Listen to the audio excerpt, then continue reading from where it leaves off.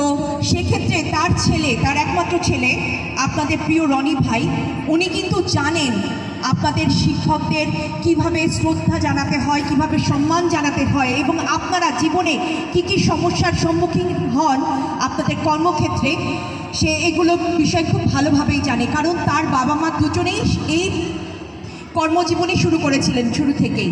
আপনারা কি এটা জানেন? সেই জন্য আপনাদের বিষয়ে যেটা আমি বলবো যে আপনারা আপনাদের রনি ভাইয়ের উপরে পূর্ণ আস্থা রাখবেন। সে আপনাদের সকল বিপদে আপদে, আপনাদের কর্মক্ষেত্রের সমস্ত ঝামেলা ঝঞ্ঝাটে আপনাদের পাশেই থাকবে ইনশাল্লাহ। আর উপস্থিত আমার ছোট ছোট বন্ধুদের উদ্দেশ্যে দুটো কথা বলি। একটা হচ্ছে, কি বলবো জানো,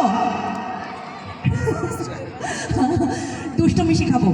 সেটা হচ্ছে যে তোমরা যেমন পড়াশোনা করতেছো, তার পাশাপাশি অনেক খেলাধুলা করবা, মাঠে যাবা, দৌড়াদৌড়ি করবা, গান বাজনা সব কিছু করবা পড়াশোনার পাশাপাশি। কারণ পড়াশোনার সাথে সাথে আমাদের মন সুস্থ থাকতে হবে। একটা সুস্থ মনের মানুষই কিন্তু মানবিক মানুষ হয়। কারণ বাংলাদেশের ভবিষ্যৎ তো তোমরাই।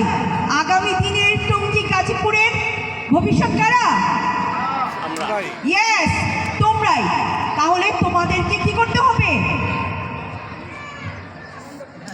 আনন্দে থাকতে হবে, বাবা মার কথা শুনতে হবে, শিক্ষকদেরকে শ্রদ্ধা জানাইতে হবে। ওই জায়গায় কোনো কার্পণ্য চলবে না। আর দুষ্টুমিও করতে হবে। দুষ্টুমি না করলে কি মন ভালো থাকে? আর স্ক্রিন টাইমিং একটু কম করবা। স্ক্রিন টাইমিংয়ে যেটা হয়, মানে মোবাইল ইউজ, ট্যাবলেট ইউজ, এগুলো একটু কম করলে যেটা হয়, তুমি আশেপাশে পৃথিবী থেকে অনেক কিছু শিখবা। রাইট? হ্যাঁ। তাহলে আর একটা কাজ করতে হবে, সেটা হচ্ছে স্কুল বইয়ের পাশাপাশি তোমরা একটু গল্পের বইগুলো পড়বা। যেমন আমাদের প্রাণপ্রিয় আমাদের মহানবী